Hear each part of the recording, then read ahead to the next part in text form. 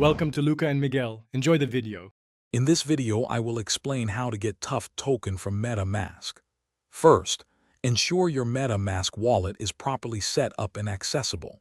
You'll also need some BNB in your wallet to cover transaction gas fees, as Tuft is on the BNB Smart Chain.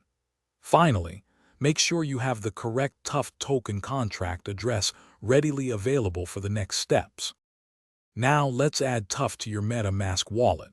Open your MetaMask extension or mobile app. Navigate to the Assets tab, scroll down and click on Import Tokens. Then, select the Custom Token tab.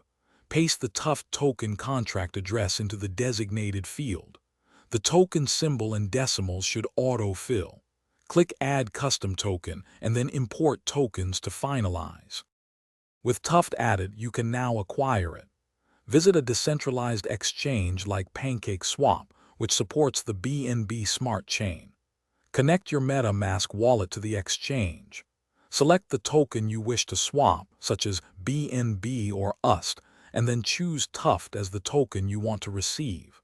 Review the swap details, including any gas fees, and confirm the transaction in MetaMask.